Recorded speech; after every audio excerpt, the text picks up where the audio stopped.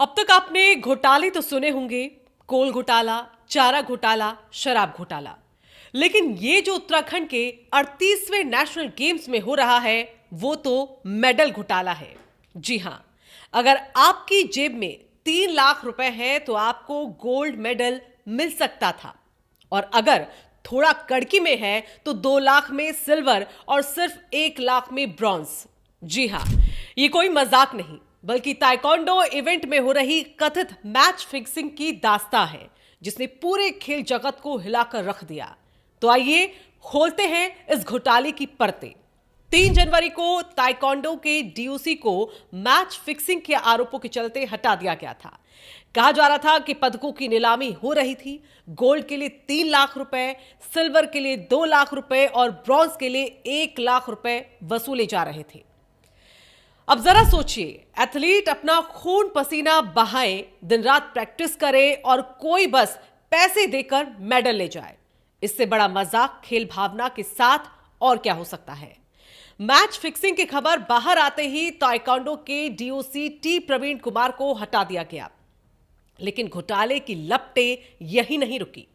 News website पत्रिका.com में छपी खबर के मुताबिक बुधवार को हल्द्वानी पहुंचे 18 अंतर्राष्ट्रीय और राष्ट्रीय स्तर के रेफरी और 30 कोच को भी अचानक बाहर का रास्ता दिखा दिया गया। अब सवाल उठता है कि क्या ये कोच और रेफरी भी इस घोटाले में शामिल थे या फिर ये किसी और खेल का शिकार हो गए।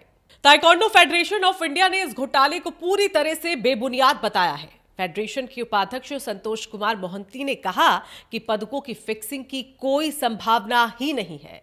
उनका कहना है कि जब हाई डेफिनेशन कैमरों से हर मैच रिकॉर्ड हो रहा है तो आखिर ये सौदेबाजी कैसे हो सकती है।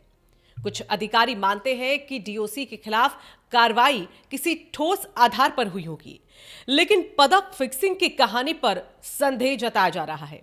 वहीं हटाए गए डीओसी टी प्रवीण कुमार का कहना है कि उनके खिलाफ कोई दस्तावेजी सबूत नहीं है और ना कोई ऑडियो क्लिप है, ना कोई वीडियो है और ना ही कोई चैट। उनका कहना है कि उन्हें बेवजह फंसाया जा रहा है। अब इस पूरे ड्रामे में सच्चाई क्या है और फसाना क्या, ये तो जांच के बाद ही पता चलेगा। लेकिन एक बात साफ है, इस घोटाले ने पूरे खेल जगत को हिलाकर रख दिया। आइए ग्राफिक्स पॉइंटर्स में आपको कथित मेडल घोटाले को समझा देते हैं। तो कथित मेडल घोटाले की पटकथा कुछ यूं रही। 3 जनवरी के बाद जब ताइक्वांडो डीओसी पर मेडल के लिए पैसे मांगने के आरोप लगे, मैच फिक्सिंग का आरोप लगा और 3 लाख में गोल्ड, 2 लाख में सिल्वर और 1 लाख में ब्रॉन्ज बिक रहा था। वहीं डीओसी हटाए गए तो आरोपों के बाद इस पर अब कार्रवाई भी हुई। 18 रेफरी और 30 कोच हटा दिए गए। हल्द्वानी पहुंचने के बाद अचानक ये निर्णय हुआ। फेडरेशन का जो बयान सामने आया है उसमें कहा है कि आरोपों को पूरी तरह से उन्होंने बेबुनियाद बताया और कुछ वीडियो फुटेज और अन्य सबूतों पर सवाल, जैसे कि घोटाले का कोई पुख्ता प्रमाण नहीं है। वहीं खेल संघों में चर्चा हो रही है, कुछ इसे राजनीतिक मान रहे हैं तो कोई कुछ इस पर कुछ कह रहा है। तो इस कथित घोटाले में सवाल बहुत सारे हैं लेकिन जवाब कोई नहीं।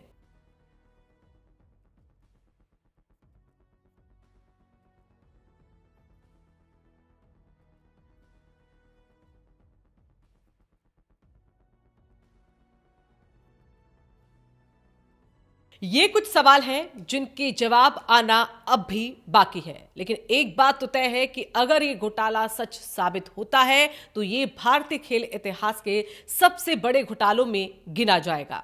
वहीं इस बैड न्यूज के बाद सुनिए एक धमाकेदार गुड न्यूज भी। जी हां, उत्तराखंड के खिलाड़ियों ने नेशनल गेम्स में इतिहास रच दिया है। जी हां, पदकों की संख्या बढ़कर 33 हो चुकी है, जिसमें 4 स्वर्ण पदक भी शामिल है। आपको बता दें कि बॉक्सिंग में 5 पदक पक्के हो चुके हैं और इसी के साथ लॉन बॉल के अंडर 25 वर्ग में चमोली के उत्कृष्ट द्विवेदी ने स्वर्ण पदक जीता है। पौड़ी की चंद्रयोगिता और पुरुष युगल में उत्सव और अभिषेक ने कांस्य पदक पर कब्जा जमा लिया है। वहीं आपको बता दें कि रनिंग और कैनाइन में भी शानदार प्रदर्शन करते हुए उत्तराखंड ने 2 रजत और 2 कांस्य पदक जीते हैं।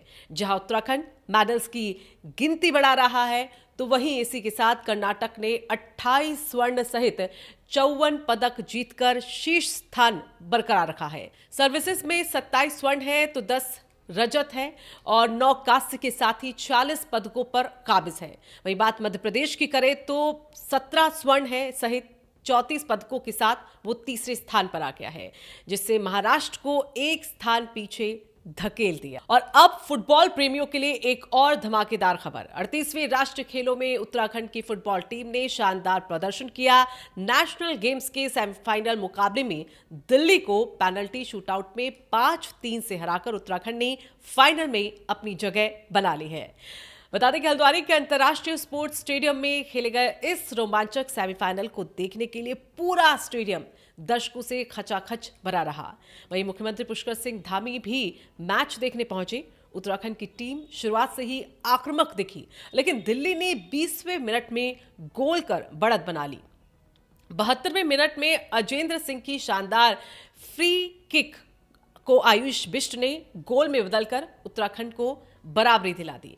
वहीं निर्धारित समय तक स्कोर 1-1 रहने के बाद मुकाबला एक्स्ट्रा टाइम और फिर पेनल्टी शूटआउट तक गया, जहां पर उत्तराखंड ने बेहतरीन प्रदर्शन करते हुए 5-3 से जीत दर्ज की और साथ ही फाइनल में एक धमाकेदार एंट्री भी ले ली है।